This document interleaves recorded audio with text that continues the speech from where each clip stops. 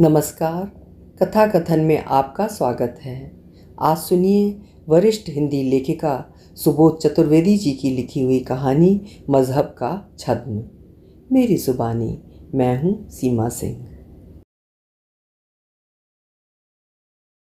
हमारे पड़ोस में मिस्टर खोसला रहा करते थे, बिजनेसमैन, जिन पर लक्ष्मी की अपार कृपा। बड़ी सी कोठी, पोर्च में खड़ी 2 बड़ी गाड़ियाँ, बड़ा सा लॉन, जहाँ बैठकर वे अक्सर पत्नी के साथ सुबह की चाय पीते दिख जाते। वहीं पर बैठकर परिवार के मसले सुलझाए जाते, पेपर पढ़ा जाता, नौकरों को निर्देश दिए जाते। दोनों के चेहरे पर एक अभिजात्य दर्प छाया रहता। कोई भी ऐरा गैरा तो बात करने की हिम्मत भी नहीं कर सकता था। गेट पर 24 घंटे दरबान नियुक्त रहता था, जिसकी इजाज़त के बिना परिंदा भी पर नहीं मार सकता था। परिवार में 2 बच्चे थे। बड़ा बेटा दिल्ली में रहकर इंजीनियरिंग की पढ़ाई कर रहा था। छोटी बेटी मीना मेरे साथ क्लास 9 में पढ़ती थी। पैसे का घमंड उसे छू तक नहीं गया था। बड़ी ही सरल हृदय, खूबसूरत, बड़ी बड़ी आँखें, झुकी पलकें, मानो धरती ही झुकाई हो। घनी लंबी केश राशि, 2 लंबी चोटियाँ हमेशा सीने पर झूलती रहती। मेरी वो अंतरंग सखी थी। एक दूसरे के विषय में खूब बातें हुआ करती। दूर से उसका घर खूब आकर्षित करता, पर कभी उसके घर जाने की हिम्मत नहीं जुटा पाई। एक हीन भावना मन को घेर लेती थी। मेरे पिता एक पोस्ट मास्टर थे। हम 4 भाई बहन थे। किसी तरह गृहस्थी की गाड़ी पिताजी घसीट रहे थे। हफ्ते में एक आध दिन बहुत इसरार करने पर कुछ पैसे मिल जाते। वो दिन हमारे उत्सव का दिन होता। स्कूल के बाहर चाट पकौड़े के ठेले ललचाया करते, पर संयम का गुण माँ से विरासत में मिला था। दूसरी ओर मीना रोज ही पैसे लेकर आया करती, खुद भी खाती, हम चारों को भी इसरार करके खिलाती। उसकी जिद के आगे हम लोगों की एक नहीं चलती। दिन पंख लगाकर उड़ रहे थे कि छमाई परीक्षा आ गई। सभी पढ़ाई में व्यस्त हो गए। परिणाम आने पर पता चला कि मीना गणित में फेल हो गई है। उसके पिता ने गणित पढ़ाने के लिए एक ट्यूटर का इंतज़ाम कर दिया। दिनेश नाम था उसका। किसी कॉलेज में बीकॉम का छात्र था। फीस, किताबों के लिए ट्यूशन करना उसकी मजबूरी थी। उसकी मेहनत रंग लाई। वार्षिक परीक्षा में मीना के अच्छे नंबर आए। ट्यूशन चलती रही। हम सभी लक्षित कर रहे थे कि मीना के स्वभाव में परिवर्तन आ रहा है। खोई खोई सी बैठी रहती। उसके वे उन्मुक्त ठहाके कहीं खो गए थे। जब देखो शून्य में ताका करती। हम सभी सोचते कि पढ़ाई का बोझ है, पर बात कुछ और ही थी। 2 महीने की गर्मी की छुट्टियां हो चुकी थीं। इस बीच मीना कई दफ़ा मेरे घर आई। धीरे धीरे उसने अपने दिल का हाल बयां करना शुरू कर दिया। वो अपने दिनेश सर को दिल दे बैठी थी। छुट्टियां होने के कारण वो भी अपने घर चले गए थे। उनकी अनुपस्थिति ने उसकी रातों की नींद छीन ली थी। मैं उसे बहुत समझाने की कोशिश करती। अभी हमारी उम्र इन सब पचड़ों में पड़ने की नहीं है। पढ़ाई ज़्यादा ज़रूरी है। पर मेरी सारी नसीहत गर्म तवे पर बूंद की माफिक उड़ जाया करती। रोते रोते एक ही बात कहती, दिनेश के बिना मैं अपने जीवन की कल्पना भी नहीं कर सकती। पापा इस रिश्ते को कभी नहीं मानेंगे। एक बेरोजगार की हैसियत ही क्या है। हम दोनों की बातों के बीच अब दिनेश सर हमेशा मौजूद रहते। मुझे भी अब इन बातों में रस आने लगा था।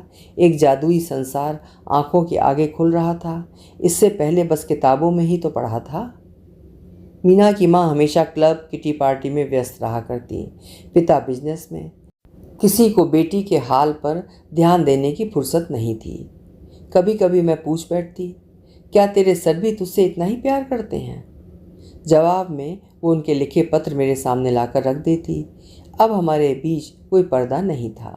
उसकी राजदार होने से मुझे एक विशिष्टता का एहसास होता। मैं पत्र पढ़ती। उन पत्रों में सर ने अपना दिल निकाल कर रख दिया होता। शेर व शायरी में डूबे, रस में पगे, प्रेम पूर्ण शब्दावली किसी को भी विचलित कर सकते थे। कहने का तात्पर्य, आग दोनों तरफ से बराबर लगी हुई थी।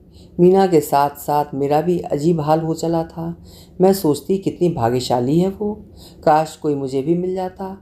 हम लोग वह संधि के कगार पर खड़े थे, जहां आंखों में भविष्य के सपने ही सजते रहते हैं। एक दिन ये जानकर मुझ पर वज्रपात हुआ कि मीना घर से दिनेश सर के साथ भाग गई थी। साथ में बहुत सारा जेवरात और नकदी भी ले गई थी। 10वीं की परीक्षा भी उसने नहीं दी थी। मुझे सबसे ज़्यादा बुरा ये लगा कि इतना बड़ा कदम उठाने से पहले उसने मुझे हवा भी नहीं लगने दी। उसकी माँ नौकर को लेकर मेरे घर भी आई थीं। हमारे घर को देखकर उनकी आंखों में हिकारत के भाव थे। वकील की तरह मुझसे जिरह भी की, परंतु मैंने अपना वादा निभाया। उन्हें मुझसे कुछ भी हासिल नहीं हुआ। बदनामी की मार झेलना आसान नहीं होता। पता चला खोसला जी अपना सारा कारोबार समेट कर हमेशा के लिए दुबई चले गए। कुछ दिन चर्चे चले, फिर सब लोग भूल गए। मेरे दिल में हमेशा एक कांटा चुभता रहा। उसने मुझे अपने भरोसे के काबिल क्यों नहीं समझा? समय किसी के लिए नहीं रुकता है। उम्र की एक एक सीढ़ी चढ़ते हुए मैं भी पढ़ लिख कर अपने घर परिवार में व्यस्त हो गई। मीना स्मृतियों से बिल्कुल ओझल हो गई। क्या सब कुछ सचमुच खत्म हो गया था? शायद नहीं। मेरे बच्चे बड़े हुए, परिवार के दायित्व से फुर्सत मिली, समय काटे नहीं कटता था, तो मैंने अपने एक मित्र के सुझाव को मान लिया। उन्होंने एक स्कूल खोला था। बहुत दिनों से अनुनय कर रहे थे कि मैं प्रिंसिपल का भार संभाल लूँ। मैंने भी हामी भर दी। जिंदगी नए तरीके से चलने लगी। स्कूल में कुछ शिक्षक व चपरासियों की भर्ती होनी थी। उस दिन सुबह से इंटरव्यू की गहमा गहमी मची थी। मेरे अतिरिक्त बोर्ड के 4 मेंबर और थे। एक एक कर प्रत्याशी आते जा रहे थे। सबसे अंत में सकीना नाम की महिला ने प्रवेश किया। वो बुर्का ओढ़े थी। अंदर आकर जैसे ही उसने चेहरे से बुर्का हटाया, मैं चौंक पड़ी। ये शक्ल कुछ जानी पहचानी सी क्यों लग रही है? इंटरव्यू हुआ। वो चतुर्थ श्रेणी की नौकरी के लिए आवेदन लेकर आई थी। सर्वसम्मति से उसका चयन हो गया। सोचते सोचते मेरी आंखों के आगे से धुंध हटने लगी। इसकी शक्ल तो मेरी सहेली मीना से मिलती है, पर यह तो सकीना है। शक्ल सूरत में भी ज़मीन आसमान का फ़र्क दिखता है, पर एक जैसी शक्ल के 2 लोग क्या हो नहीं सकते? फॉर्म को मैंने पढ़कर देखा। पति का नाम रईस लिखा था। माजरा समझ में नहीं आ रहा था। पूरी रात उधेड़-बुन में बीती। सुबह स्कूल के बाद जब दोपहर को छुट्टी हो गई, मैंने सकीना को बुलवाया। वो नीची नज़रें करके खड़ी हो गई। मैंने स्टाफ का रजिस्टर लाने का आदेश दिया। जैसे ही वो मुड़ी, मैंने आवाज़ लगाई, मीना। तुरंत उसने पलट कर देखा। अब मुझे कोई संदेह की गुंजाइश नहीं रही थी। मेरी निगाहों में प्रश्न देखकर वो बोली, अभी आप कुछ मत पूछें, मुझे नौकरी की सख्त ज़रूरत है। बाद में मैं आपको सब बतला दूंगी। मुझे बतलाओ तुम कहाँ रहती हो, मैं तुम्हारे घर आऊँगी। नहीं नहीं, आप ऐसा गज़ब न करना। इस रविवार को मैं खुद आपके घर आ जाऊँगी। अब मुझे इंतज़ार था उस रविवार का। उस दिन मुझे बहुत से प्रश्नों के जवाब जो मिलने थे। रविवार ठीक शाम 4 बजे बुर्का पहने जिस महिला ने घर पर दस्तक दी, वो सकीना उर्फ मीना थी। औपचारिकतावश उसने मुझे नमस्ते की। मैंने उसे बाहों में भर लिया। कहा, तुम आज भी मेरी मीना हो। स्कूल की बात और है, पर तुम सकीना कैसे बन गई? सब बतला दूंगी, पर पहले एक गिलास पानी। मुझे अपनी बेसब्री पर शर्म आई। पानी लेकर आई, फिर एक बार उसे गले लगा लिया। हम दोनों की आंखों से गंगा जमुना बहने लगी। वो बोली, एक बार फिर वायदा करना होगा। मेरी मीना की कहानी आप तक ही रहे तो अच्छा है, वरना मेरी नौकरी खतरे में पड़ सकती है। ये क्या आप लगा रखी है? मैं अब भी तुम्हारी वही सहेली हूँ। वक्त के थपेड़ों ने हमें अलग कर दिया तो क्या, पर देखो आज मिला भी तो दिया। मैंने पहले भी अपना वायदा निभाया था, आज भी निभाऊंगी। अब मुझे सब खुलकर बतलाओ। हाँ, सोच रही हूँ अपनी राम कहानी कहाँ से शुरू करूँ। शायद उसी दिन से जिस दिन मैं अपने मम्मी पापा के मुख पर कालिक पोत कर भागी थी। तुम्हारी मीना तो उसी दिन मर गई थी। अब तो ये उसकी लाश है। तुम्हें तो पता ही है दिनेश ने मुझे किस कदर दीवाना बना लिया था। मेरी सोचने समझने की ताकत ही ख़त्म हो चुकी थी। जानती थी पापा इस रिश्ते को कभी भी स्वीकार नहीं करेंगे। तुम्हें भी इस डर से ही नहीं बतलाया कि कहीं तुम मुझे जाने से रोक न लो। मेरी दीवानगी, मूर्खता ने मेरी पहचान ही छीन ली। मैंने अपना सब कुछ खो दिया। बदले में क्या हासिल हुआ? एक जिल्लत भरी जिंदगी। धीरे धीरे मीना ने अपनी राम कहानी सुनानी शुरू की। बीच बीच में वो अपने आंसू पोंछती जाती थी। मैं बस मूक श्रोता बनी बैठी थी। घर से खूब सारा पैसा, ढेर सा जेवरात लेकर गई थी। दिनेश को पैसों की चिंता तो थी नहीं। पहले वो भोपाल से मुझे कानपुर ले गया। 7-8 दिन एक होटल में बिताने के बाद एक दिन सुबह सुबह बोला, चलो पैकिंग करते हैं, अब अपने घर चलेंगे। कानपुर में एक मंदिर में माला पहनाकर वो मुझे अपनी पत्नी बना चुका था। बोला था विवाह तो अपने घर वालों के सामने ही करेंगे। मुझे तसल्ली इस बात की थी कि मेरे न सही, कम से कम दिनेश के घर वाले तो हमारी खुशी में शामिल होंगे। मैंने भावुकता में अपना धन, मन, तन सब सौंप दिया था उसे। अपने भविष्य से अनजान मैं उसकी बाहों में झूला करती, अपने भाग्य पर इतराया करती। कभी कभी घर की बहुत याद आती तो मुझे कभी पिक्चर कभी शॉपिंग के लिए ले जाता। हमने कानपुर छोड़ दिया और अलीगढ़ चले आए। जिस सपनीली धरती पर मैं खड़ी थी खिसकते देर नहीं लगी। मैंने स्वप्न में भी नहीं सोचा था कि उसके घर पहुंचकर मुझे इतने बड़े धोखे का सामना करना पड़ेगा। मैं विवाह के सपनों में खोई खुशी खुशी आंख बंद करके उसके साथ चल पड़ी थी। रास्ते में वो बतलाता रहा, हमारे घर वाले बेसब्री से इंतज़ार कर रहे हैं, विवाह की पूरी तैयारी है, अब तुम्हें छिप छिप कर नहीं रहना पड़ेगा, कुछ दिन बाद तुम्हारे घर चलेंगे, पैर पकड़कर माफ़ी मांग लेंगे। अपनी औलाद से माता पिता ज़्यादा दिन नाराज़ नहीं रह सकते। मैं भी भविष्य के सपने संजोती नई राह पर चल पड़ी थी। मन ही मन आशंकित जरूर थी कि कैसे होंगे दिनेश के माँ बाप, क्या मुझे बहू के रूप में अपना पाएंगे। लेकिन दिनेश का प्यार मेरी सारी आशंकाओं पर भारी था। तंग गलियों में से होते हुए ऑटो जिस घर के सामने जाकर रुका, घर देखते ही मेरा पहला स्वप्न छनाके के साथ ही टूट गया। दिनेश ने कुछ भी कहने का मौका नहीं दिया, मेरी बाह पकड़कर सीधे घर के भीतर ले गया। घर के भीतर का दृश्य देखकर मेरी तो सांस ही रुक गई।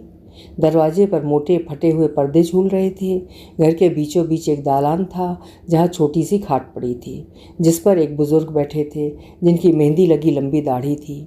उन्होंने बनियाइन और 4 खाने की लुंगी पहनी हुई थी।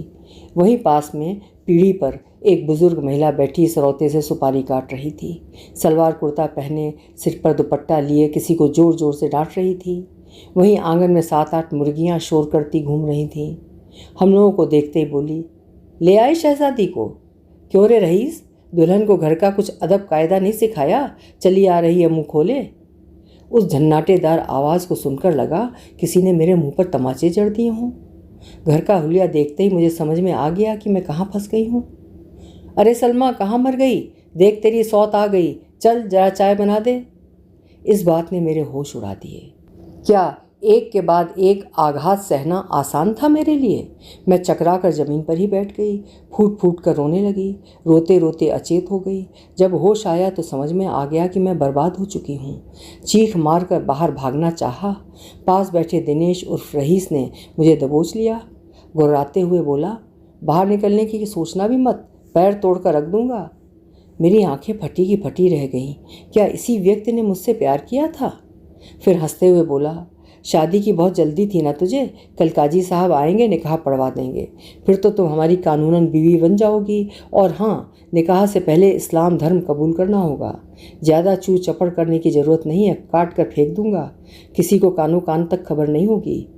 अम्मा, बड़ी मोटी मुर्गी फांस कर लाया है तेरा बेटा, ले संभाल, जमा बूझी इसके हाथ गलती से भी नहीं लगनी चाहिए। दूसरे दिन ही मेरा धर्म परिवर्तन किया गया, निकाह पढ़ाया गया। मैं रोती रही, गिड़गिड़ा गिड़गिड़ा कर रहम की भीख मांगती रही, पर रहम करने वाला था ही कौन। मैं मीना से सकीना बना दी गई। उस वक्त मेरे हृदय पर क्या बीती होगी तुम समझ सकती हो। पिंजरे में बंद पंछी की तरह फड़फड़ा कर रह गई। मैंने खाना पीना छोड़ दिया, पर कब तक। जिस दिनेश को मैं पहचानती थी वो तो न जाने कहाँ चला गया था। मेरे सामने रईस नाम का कोई दूसरा ही व्यक्ति था जिसे मैं नहीं पहचानती थी। घर में बस एक ही सदस्य ऐसा था जिसे मुझसे सहानुभूति थी। वो थी मेरी सौत सलमा, जो अक्सर बीमार रहा करती थी। उसके 2 बच्चे थे जो दिन भर धमा चौकड़ी मचाया करते। बाहरी दुनिया से मेरा कोई वास्ता नहीं रहा। घर में न फ़ोन था, न मुझे कहीं बाहर जाने की इजाज़त। अपने मज़हब में ढालने के लिए उन लोगों ने मुझ पर कितने जुल्म ढाए। जबरन मेरे हाथ पकड़कर मुंह में मांस का टुकड़ा ठूंस दिया गया। मैं उल्टी करती रही, पर कोई पानी देने वाला भी नहीं था। सच तो ये था, मुझे घर का काम करने के लिए लाया गया था। अपने घर में एक गिलास पानी भी जिसने कभी अपने हाथ से न लिया हो, वहीं मैं 24 घंटे की नौकरानी बनकर रह गई थी। पूरे घर के कपड़े धोना, चौका बर्तन, खाना बनाना, गलती होने पर लात घूंसे खाना तो रोज़ की ही बात थी। अब तो मुझे रोना भी नहीं आता था। मैंने अपने माता पिता का दिल दुखाया था, उसके सामने ये सज़ा तो कुछ भी नहीं थी। हालात से समझौता करना पड़ा। कहीं कोई आशा की किरण नज़र नहीं आती थी। एक सहृदय पड़ोसन ने तरस खाकर मेरे घर चिट्ठी भी लिखी, पर वो इस सूचना के साथ उसी के पते पर वापस लौट कर आ गई। नोट लगा था कि इस नाम का कोई भी आदमी यहाँ पर नहीं रहता। चिट्ठी पहुँचती भी कैसे? तेरे पापा बदनामी नहीं झेल पाए, वे तो सारा कारोबार समेट कर कुछ ही दिनों में दुबई चले गए थे। मैंने कहा, सब मेरी तकदीर। चारों ओर से सारे रास्ते बंद हो गए थे। 4 बच्चों को जन्म दिया, परवाह करने वाला तो कोई था नहीं। दिन पर दिन कमज़ोर होती चली गई। खर्चे बढ़ते जा रहे थे। आमदनी ना के बराबर। आए दिन घर में क्लेश होता। अच्छा, ये रईस करता क्या था? वो तो मुझे भी नहीं पता। पूछने पर बताता भी नहीं था। 2-4 दिन के लिए अचानक गायब हो जाता, फिर कुछ रुपए लेकर लौट आता। मेरी ज़िंदगी तो बस जहन्नुम बनकर रह गई थी। पर तुम्हें उसने नौकरी के लिए कैसे जाने दिया? उसका बस चलता तो कभी घर की चौखट भी नहीं लांघने देता। एक एक्सीडेंट में हाथ पांव तोड़वा कर घर पर पड़ा है। बाहर नहीं निकलती तो बच्चों का पेट कैसे भरे? माँ हूँ, कैसे भूखा देख पाऊँगी? आज तुमसे मन की बातें कहकर जैसे वर्षों का जमा बोझ सिर से उतर गया। जैसा उसने मेरे साथ किया, इसी जन्म में देखना हिसाब चुकता हो जाएगा। सच कहूँ तो उसे बिस्तर पर एक अपाहिज की तरह पड़ा देखना मेरे मन को बड़ा सुकून देता है, पर न चाहते हुए भी उसकी ज़रूरत पूरी करनी पड़ती है। अब मैं चलूँगी, बहुत देर हो गई। पड़ा पड़ा मुझे गाली दे रहा होगा। अब तो आदत हो गई है। बस तुमसे एक गुजारिश है, मुझे सकीना ही बने रहने देना। तुम्हारी मीना तो समझो मर चुकी है। मीना तो चली गई, परंतु ढेर सारे प्रश्न मेरे लिए छोड़ गई। ईश्वर ने एक गलती की कितनी बड़ी सज़ा दे डाली उसको। अभी आप सुन रहे थे वरिष्ठ लेखिका सुबोध चतुर्वेदी जी की लिखी हुई एक मर्म स्पर्शी कहानी, एक धोखा खाई युवती की कहानी जो घर की रही न घाट की। आशा है कहानी से आपका मन भी द्रवित हो गया होगा। कहानी पसंद आई हो तो लाइक ज़रूर करिएगा, और हाँ, चैनल अभी तक सब्सक्राइब ना किया हो तो चैनल ज़रूर सब्सक्राइब करिएगा। कल फिर मिलेंगे। बहुत बहुत धन्यवाद।